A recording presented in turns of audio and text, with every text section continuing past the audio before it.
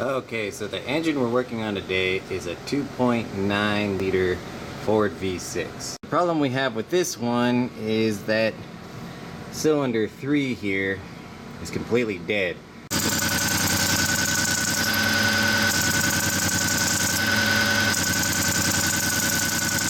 What you want to do, because you're getting into the fuel system, is you want to depressurize it by pulling the fuel relay right here. That's the easiest way to get it off. The first step in the job counts removing the battery, removing the air hoses, and all the vacuum sources that are connecting to the upper plenum. While you're in here, you also want to disconnect the throttle position sensor, the intake charge or intake air temp sensor. You can leave the idle air control in here if you don't plan on taking off the gaskets. I've already done that recently because I was in here for something else. Take the throttle cable off so the top wire comes out. And then this little pin here can just be pried back with a screwdriver. It pops out. This can be removed and you can throw it up against the brake. Remove the fuel lines, getting them out the way. The system should be depressurized, but even if you don't do it, I don't ever find there's really too much fuel pressure in this system anyways. Now's a good time to reach in there and start draining the radiator. I like to just open the petticock but leave the cap on and let it drain slowly so it doesn't get all over my garage.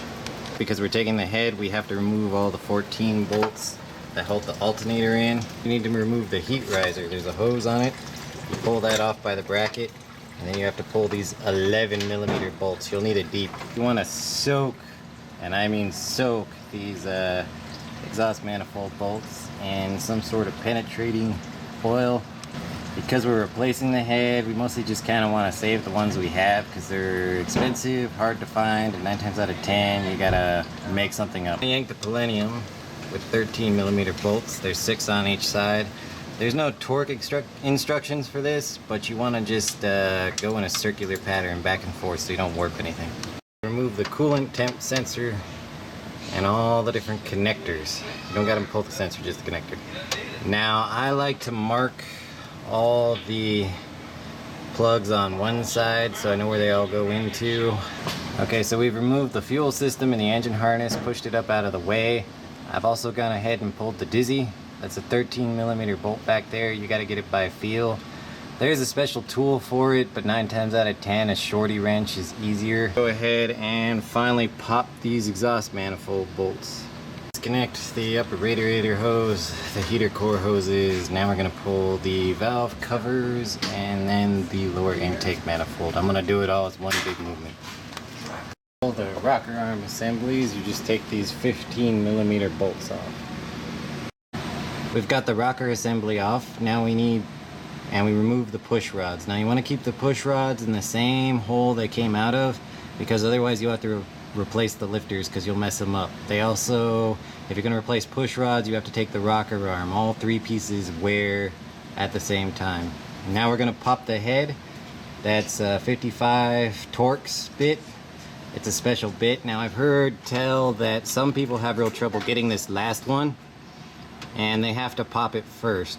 Here we have the problem. You're not supposed to have a hole in the valve. Because I'm kind of at a pause point, one thing I want to stop and mention are these blue Felpro gaskets. If you got an engine that leaks a whole bunch, I've had really good success with these. The cylinder head off, we still have to scrape the gasket off of that. I've got all the valves apart. I'm reusing the springs because they're all up to spec. Getting ready to set everything. You want to make sure it's all nice and labeled, so that way when you lap the valves, they stay in the same spot you lapped them to. And this kind of lapping compound that we're going to be using is single grit. Now it's water soluble, so what we can do is we can add a little bit of water to dilute it down. It's not going to look as pretty as it does in a magazine where they get a nice bead on there going straight out the tube. But honestly, this is all we need because all we're doing is checking the seal. So you want to insert the valve, and then you attach the lapping tool. Get on the valve, give her a couple spins with your hand, pick it up, move it a half turn, stick it down. Now to clean it up, just simply wipe it with a rag here and here.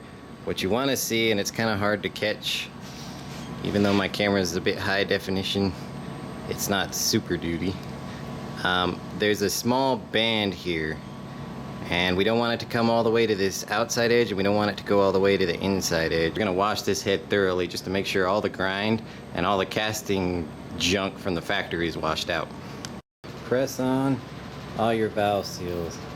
Then you're gonna lube up the stem, and you're gonna put on some assembly lube on it. Don't mind the brand name, I just use whatever.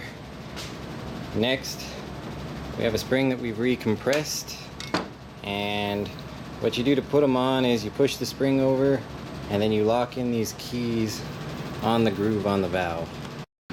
You have to torque it in 3 steps. First, you torque it to 20 pounds. Second step to 50. Next is the torque to yield. So you want to mark all the bolts going in the same direction, and then you're going to rotate them 90 degrees. I'm running on the basic installation is reverse of unassembly. Now the only special things that are left is notice that we've torqued these to 90 degrees past where they were at. The rocker assemblies, it's self-adjusting. You might have to take out the lash. I've not run into that when I've done it though. Normally I just leave the thing alone. You just torque all the bolts to 45. And then there's the intake manifold. You put the gasket down, RTV silicone on both ends. The torque setting on this is so pathetic that what I normally do is get all the bolts tight, then follow the sequence, getting them basically just wrist tight, and then torque them off to 18. Once you've gotten everything together, you want to make sure you have your radiator full but leave it open because you're going to bleed it out, which basically means you just get it hot and you squeeze the hose. You want to hook your timing light up, and you want to leave the dizzy loose so you can turn it, because you're going to be approximating the timing till you set it.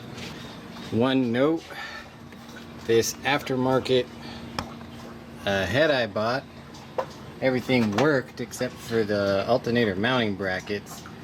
The bolts for that weren't the right size, so we had to run down and buy new fasteners, which held us up a day. Now to set timing, you want to get the engine up to temp and then pull the spout connector. Watch out for smoke because there's a whole bunch of the chemicals and other crud coming off of here.